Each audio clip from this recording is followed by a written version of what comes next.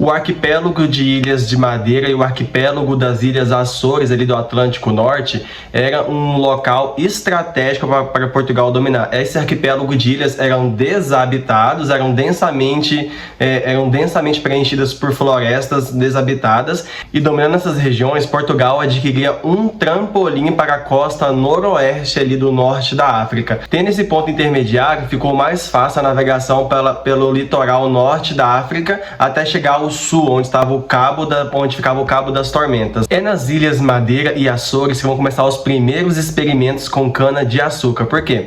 Essas ilhas no Atlântico tinham um clima subtropical e úmido, e era o ideal para a monocultura de alguns gêneros alimentícios, como a cana-de-açúcar e outras plantações às quais os portugueses se dedicaram lá.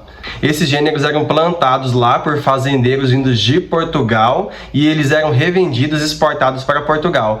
Ao mesmo tempo, galera, como Portugal dominou essas ilhas do Atlântico, essas ilhas também serviam como locais de parada, de reabastecimento tanto de navios que estavam vindo de Portugal com destino à Índia, quanto futuramente para os navios que vinham de Portugal em direção ao Brasil. Também eram pontos de abastecimento para os navios que estavam voltando do Brasil ou então voltando da Índia para Portugal. As Ilhas Madeiras e Açores, além de terem esse clima ideal para a agricultura, também tinham grandes fontes de água doce que serviam para consumo, e regiões que, após serem desmatadas, serviam de pasto para a criação de animais ou para o cultivo de algumas culturas de cana-de-açúcar, por exemplo.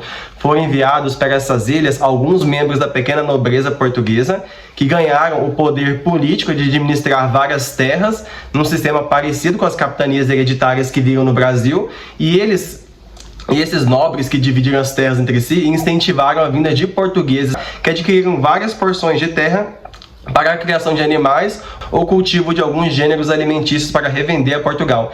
Esses nobres que vinham para as Ilhas de Madeira e Açores ganhavam alguns privilégios financeiros e políticos para administrar essas regiões. É um sistema parecido com o que seria implantado no Brasil daqui a algumas décadas.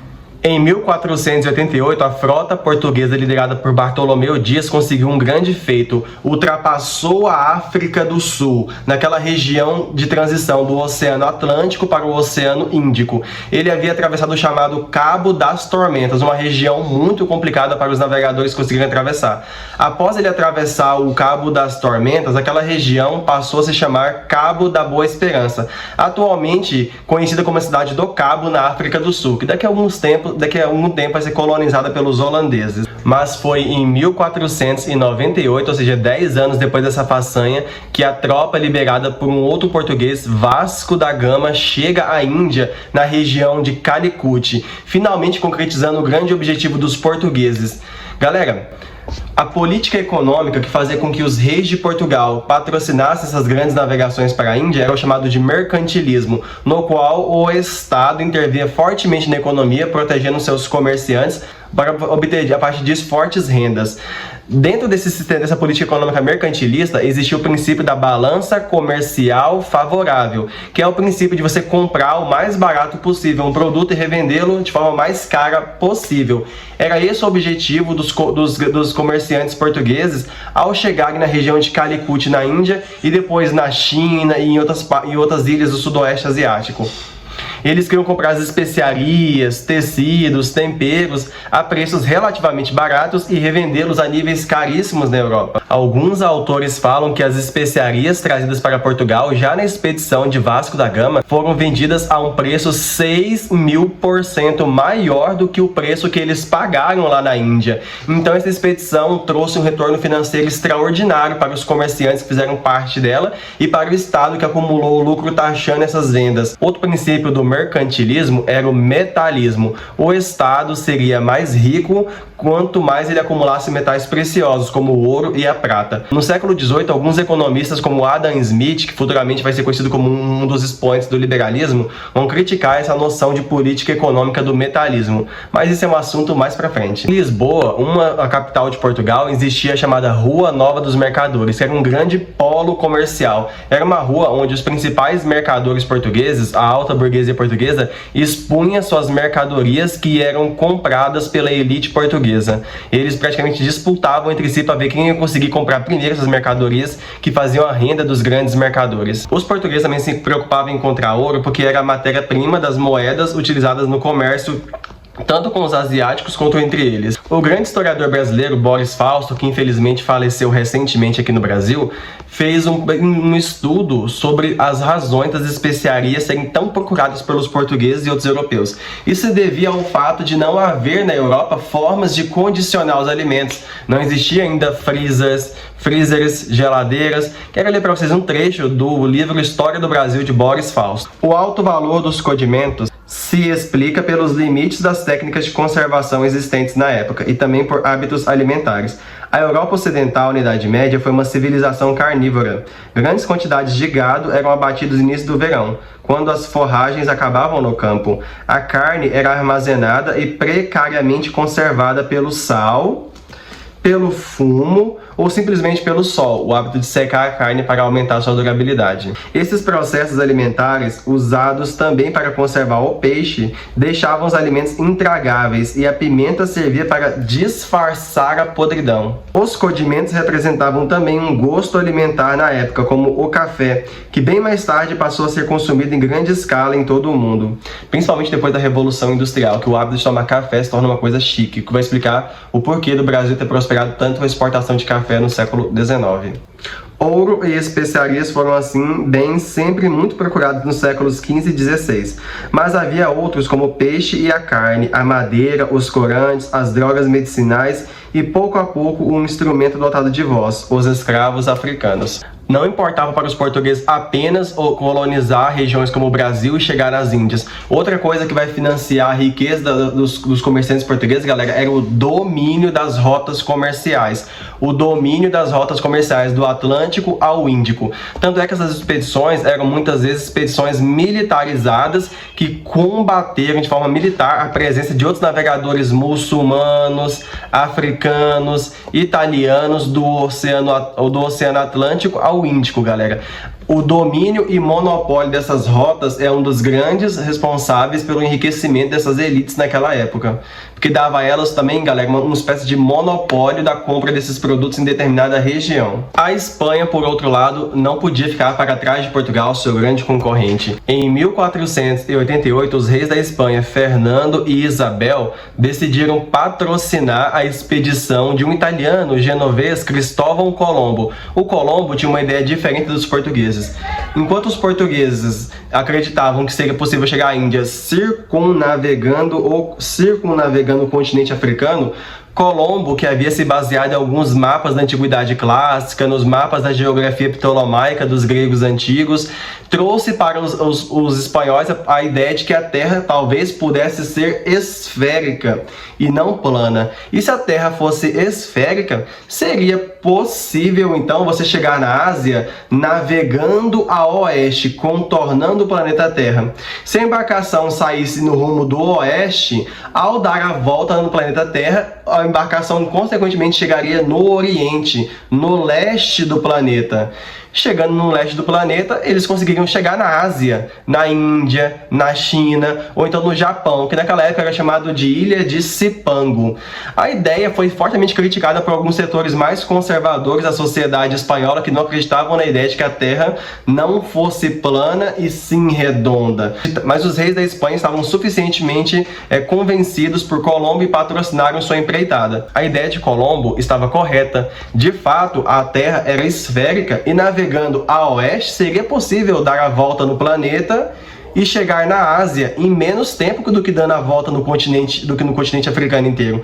No entanto, galera, o que Colombo não sabia, porque não existia essa informação nos mapas da época, ou porque os cientistas da época não sabiam, é que no meio do caminho ele esbarraria com uma gigantesca massa continental, até então desconhecida dos europeus, que era o continente americano, galera. Muitos analistas, como o Todorov, por exemplo, falam que a surpresa que os europeus tiveram ao descobrir as Américas e ter contato com as populações nativas da época, nós, da nossa época, só só conseguiremos entender se nós, seres humanos, descobrirmos vida em outro planeta.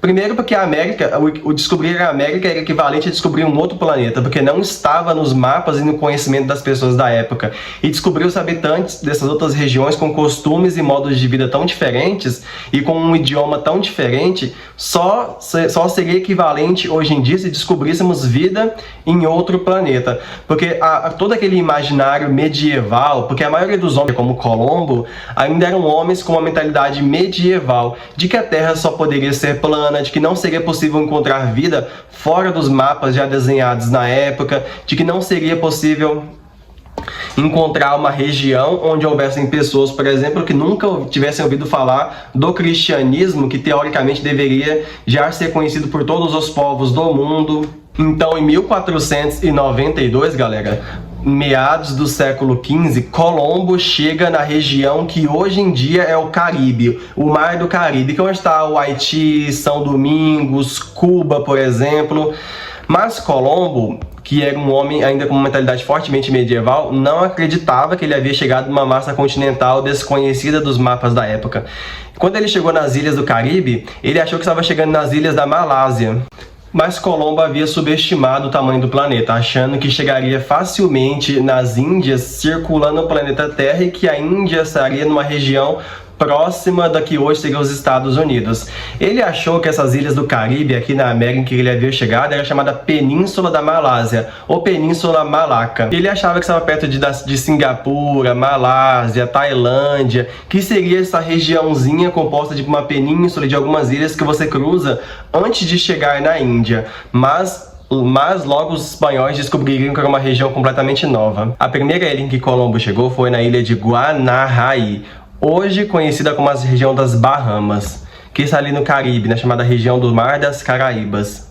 Um mês depois de chegar nessa região, Colombo avista Cuba. E algum tempo depois ele encontra a chamada Ilha de Hispaniola, que hoje em dia corresponde à República Dominicana e o território do Haiti. Então os espanhóis eles chegam primeiro, galera, no Mar do Caribe.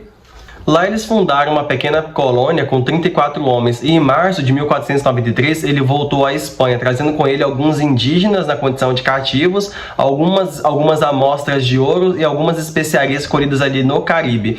O Colombo voltaria mais 4 vezes ao Caribe e em nenhuma das suas 4 expedições ele conseguiu o objetivo de chegar na Ásia. Inclusive muitos espanhóis e portugueses vão vir para a América tentando descobrir nela uma espécie de passagem que permitisse atravessar o oceano e chegar na Ásia. No entanto, galera, essa passagem nunca foi encontrada pelos europeus. O Colombo faleceu na Espanha em 1506 sem saber ao certo se ele havia chegado na Ásia ou então em uma nova região do mundo, como Américo Vespúcio confirmaria alguns tempos depois. Ele também morreria sem ver, galera, que o novo mundo descoberto transformaria a Espanha na nação mais poderosa do mundo no século seguinte, que é o século XVI. O Bartolomeu de Las Casas ele teve contato com alguns trechos originais dos diários de Colombo e transcreveu alguns deles no seu livro História das Índias. Eu gostaria de ler com vocês alguns trechos transcritos pelo Bartolomeu de Las Casas que nos ajudam a ter uma compreensão da estranheza que os espanhóis tiveram ao se deparar com os nativos do Caribe, daqui da América. Nascendo o dia, que não pouco desejado foi de todos, chegaram os 3 navios à terra, e viram a praia cheia de gente nua, que toda a areia e terra cobriam.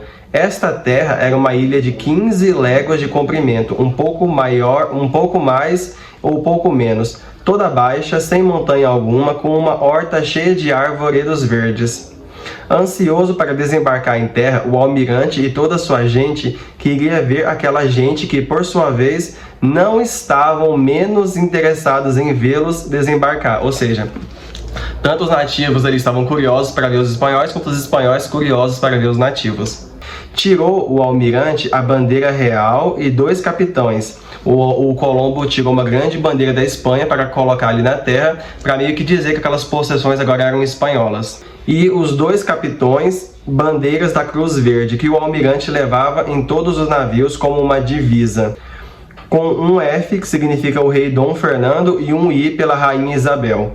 E em cima de cada letra, a respectiva coroa, a primeira feita de um cabo de cruz e a segunda do outro. Logo, o almirante, diante dos dois capitões e do Rodrigo de Escobedo, escrivão de toda a armada, de Rodrigo Sanches de Segóvia, inspetor da armada, e de toda a gente cristã que levava consigo, saltou à terra, disse que lhe dessem por fé e testemunho, como ele antes de todos tomava, como de fato tomou, a posse da ilha, a qual punha o nome de São Salvador, pelo rei e pela rainha, seus senhores, fazendo as prostrações que requeriam, segundo os testemunhos que por escrito foram feitos. Os índios que estavam presentes em grande número olhavam atônitos aos cristãos, espantados com suas barbas, brancura e suas vestes. Era costume dar nomes femininos aos continentes, Europa, África, e com a América foi parecido. Como Américo Vespúcio foi quem fez outras viagens que popularizaram as novas descobertas e afirmou que a região era uma nova região, o nome Américo deveria ser dado ao continente, e o feminino ficou América. Portugal e Espanha, então, tinham as maiores descobertas do mundo, e ambas as nações tinham o interesse de manter o monopólio comercial com as novas rotas para a Índia e com as novas terras descobertas no chamado Novo Mundo, que era a América. Então, portugueses e espanhóis começaram a desenhar os primeiros acordos que protegeriam as novas descobertas entre eles. E quem intermediou o acordo foi o chefe da Igreja Católica, o Papa Alexandre VI, que, se eu não me engano, era um espanhol.